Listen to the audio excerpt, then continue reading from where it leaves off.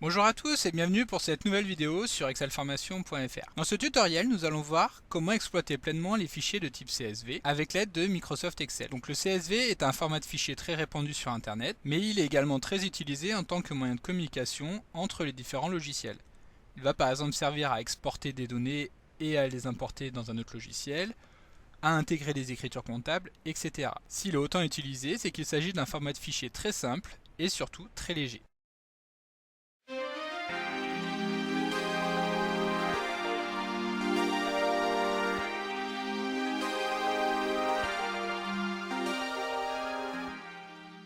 Donc pour commencer, nous allons étudier dans le détail ce qu'est un fichier CSV. Les trois lettres C, S et V sont tirées de l'anglais et signifient Comma Separate Values, ce qui se traduit en français par valeurs séparées par une virgule. Il s'agit donc d'un simple fichier texte dans lequel nous allons retrouver des données tabulaires, c'est-à-dire représentant un tableau, mais organisées sous la forme de texte.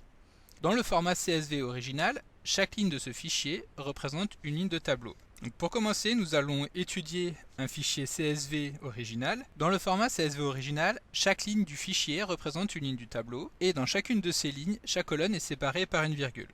C'est ce que nous voyons à présent à l'écran, où nous retrouvons dans une première cellule la date, une virgule nous permet d'accéder à la seconde cellule qui est le type de client, une seconde cellule l'heure d'arrivée, l'heure de départ et le nom du client. Il existe de nombreuses variantes à ce schéma original afin de pouvoir l'adapter à tous les publics et à tous les besoins. Ainsi, en France, il est plus courant de trouver des fichiers dans lesquels les valeurs sont séparées par un point-virgule, plutôt que par une virgule, afin d'éviter les confusions avec les virgules numériques. Pour rappel, dans les pays anglo-saxons, c'est le symbole point qui permet de faire office de séparateur pour les décimales. Il se peut également, comme nous pouvons le voir à l'écran, que les valeurs dans les cellules soient encadrées par des guillemets. Cela va permettre, par exemple, de pouvoir y incorporer le fameux caractère de séparation sans créer d'incompatibilité. S'agissant d'un format ouvert, il appartient à chacun de le maqueter en fonction de ses propres besoins. Maintenant que le format CSV n'a plus aucun secret pour vous, nous allons voir comment exploiter les données enregistrées dans ce dernier. En tant que simple fichier texte, un CSV peut être ouvert avec n'importe quel éditeur de texte, par exemple avec Notepad comme nous le voyons à présent. En revanche, les données ne vont pas être exploitables en tant que telles. Il va souvent être nécessaire de le convertir pour l'utiliser pleinement. La fonction première d'un fichier CSV étant de stocker des données tabulaires, c'est tout naturellement vers Excel que nous allons nous tourner pour l'exploiter. Pour utiliser un fichier CSV dans Excel, la marche à suivre est la suivante. Pour commencer, nous allons ouvrir notre fichier avec Excel. Dans le cas le plus simple, lorsque notre fichier CSV porte une icône avec le logo d'Excel, cela signifie qu'Excel est configuré pour lancer automatiquement les fichiers CSV. Il suffit alors de double-cliquer sur ce dernier pour l'ouvrir directement dans Excel.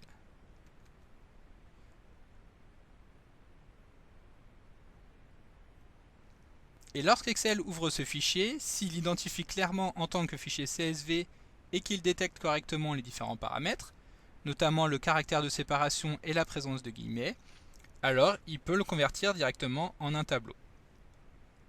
En revanche, lorsque l'icône du fichier CSV ne possède pas le logo d'Excel, cela signifie qu'un autre logiciel est prévu pour le lancer. Dans ce cas, il faut effectuer un clic droit sur ce fichier, sélectionner Ouvrir avec, Excel. Le résultat est alors le même, Excel interprète ce fichier comme un CSV.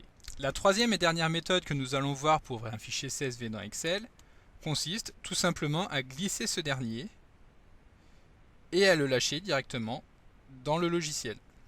Dans les différents exemples que nous venons de voir, à l'ouverture des fichiers CSV, Excel détecte correctement les paramètres de ce dernier et peut donc le convertir en un tableau.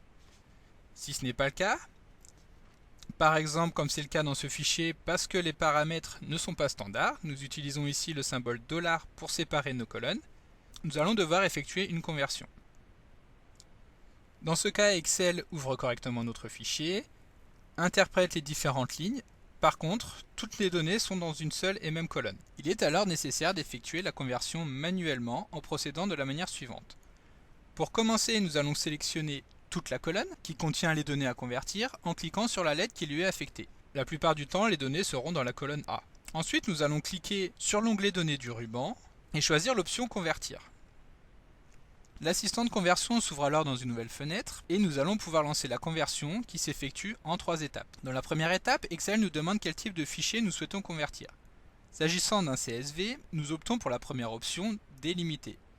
La seconde option, largeur fixe, permet de convertir des fichiers dont les données sont ordonnées dans des colonnes fixes. Il s'agira par exemple d'un fichier dans lequel nous retrouverons la date sur les 6 premiers caractères, puis le journal comptable sur les 3 suivants, puis le numéro de compte sur 6 caractères, etc. Il s'agit d'un type de fichier beaucoup moins répandu que le CSV. Nous pouvons à présent valider en cliquant sur le bouton suivant. Dans la seconde étape, nous allons pouvoir spécifier à Excel quel séparateur utiliser pour diviser les colonnes. Bien souvent, il s'agira d'un point-virgule, voire d'une simple virgule si le fichier est généré à partir d'un système anglo-saxon. Dans notre exemple, nous allons utiliser le symbole $, en sélectionnant l'option Autre et en saisissant simplement $. Nous cliquons sur Suivant pour passer sur la troisième et dernière étape de la conversion. Cette étape va nous permettre de définir des formats de données particuliers pour chaque colonne. Donc, par exemple, dans notre première colonne qui est une date, nous allons choisir le format qui correspond, qui est donc le format sélectionné par défaut, jour, mois, année. Le paramétrage de la conversion étant terminé, nous pouvons cliquer sur le bouton Terminer. La conversion se lance automatiquement et nous retrouvons à présent nos données dans un tableau. Alors attention, Excel a effectivement converti notre fichier CSV en un tableau.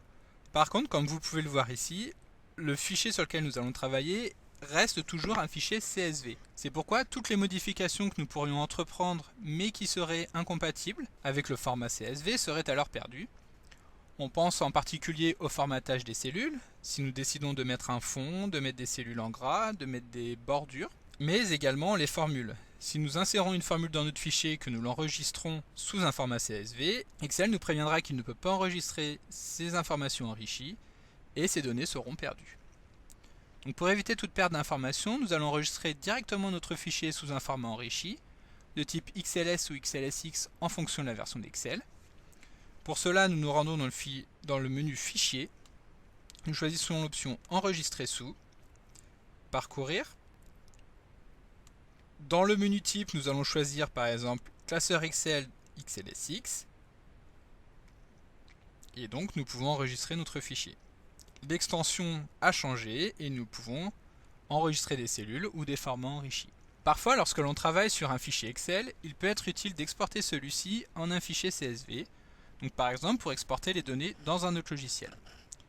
Pour cela, rien de plus simple, il suffit d'enregistrer le fichier sur lequel nous travaillons en tant que fichier CSV. Donc nous allons procéder de la même manière que la conversion d'un fichier CSV en Excel, en cliquant sur le bouton Fichier, Enregistrer sous, Parcourir, nous sélectionnons notre dossier et dans le type de classeur, nous allons choisir par exemple CSV UTF-8 délimité par des virgules si notre fichier possède des données délimitées par des virgules, ou ici le CSV avec le séparateur point-virgule.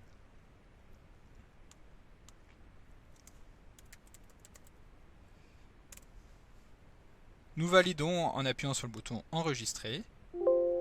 À ce moment-ci, Excel nous prévient que nous risquons de perdre certaines fonctionnalités, c'est ce que nous avons vu juste avant.